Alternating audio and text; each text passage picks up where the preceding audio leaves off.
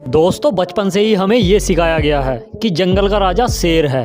पर क्या कभी आपने ये सोचने की कोशिश की है कि शेर को ही जंगल का राजा क्यों कहा जाता है, जबकि जंगल में शेर से भी विशाल और खतरनाक जीव पाए जाते हैं, जिसमें सबसे पहला नाम टाइगर यानी बाघ का आता है। दोस्तों शेर और बाघ की लड़ाई काफ़ी पुरानी है, यहाँ तक कि बाघ और शेर में कौन ज़्यादा शक्तिशाली है। इस बात को जानने के लिए प्राचीन समय में दोनों की काफ़ी बड़े पैमाने पर लड़ाइयाँ कराई जाती थीं।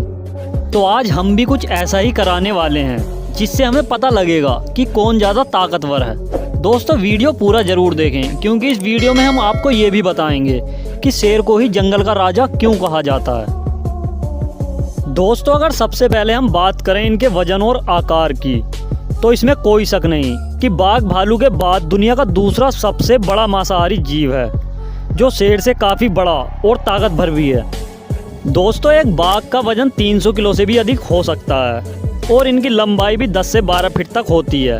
अगर बात की जाए इनकी ऊंचाई की, तो ये लगभग 4.5 फीट तक ऊंचे होते हैं। दोस्तों आपको बता दें कि एशिया ही एकमात्र ऐसा महाद्वीप है जहां बाघ पाए जाते हैं और भारत में ही दुनिया के करीब 80% बाघ रहते हैं। और भारत ही एकमात्र ऐसा देश है जहां बाघ और शेर दोनों देखने को मिलते हैं। और दुनिया के सबसे ज़्यादा शेर अफ्रीका में पाए जाते हैं। अगर हम बात करें शेरों के वजन और आकार की, तो एक नर शेर का वजन 180 किलो से 220 किलो तक होता है और 8 फीट लंबे और करीब 3.5 फीट ऊंचे होते हैं, जो बाघ की तुलना में काफ़ी कम है।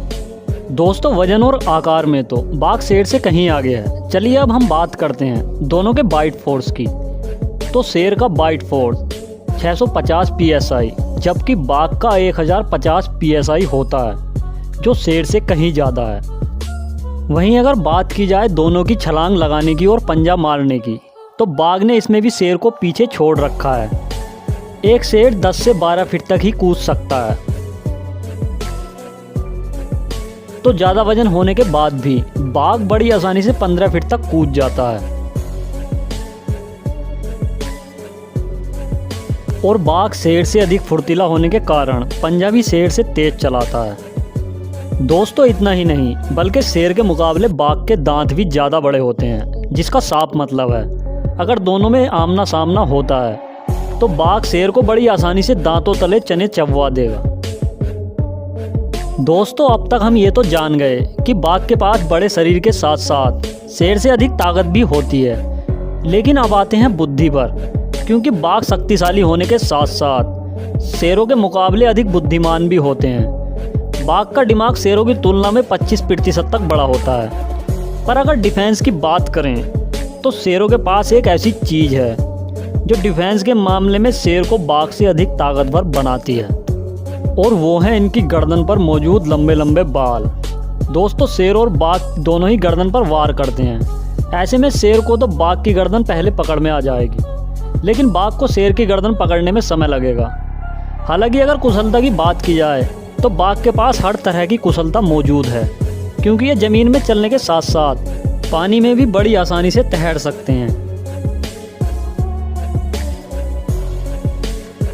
लेकिन दोस्तों बाघ का अकेले रहना ही बाघ को शेरों के सामने कमज़ोर बनाता है, क्योंकि बाघ अकेले रहना पसंद करते हैं, जबकि शेर 10 से 30 के झुंड में चलते हैं, जो शेरों को एक बाघ के सामने बहुत अधिक ताकतवर बनाते हैं। दोस्तों इसमें कोई दो राय नहीं कि अगर शेर और बाघ अकेले भिड़ते हैं तो बाघ शेर को बड़ी आसानी से हरा देगा।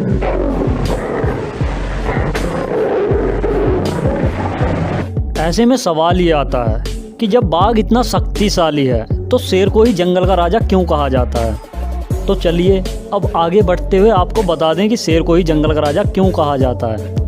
तो दोस्तों शेर को राजा कहे जाने के कुछ अपने कारण हैं, जिनमें सबसे पहले उनकी तेज तर्रार दहाड़, जो एक शांत वातावरण में 10 किलोमीटर तक सुनी जा सकती है, जबकि बाघ की 3 से 4 किलोमीटर तक ही सुनी जाती है। और सबसे इंटरेस्टिंग बात, शेरों की गर्दन पर जो बाल होते हैं उन्हें आयल कहा जाता है। इन्हीं आयल की वजह से शेरों का रुख बिल्कुल निखर कर आता है।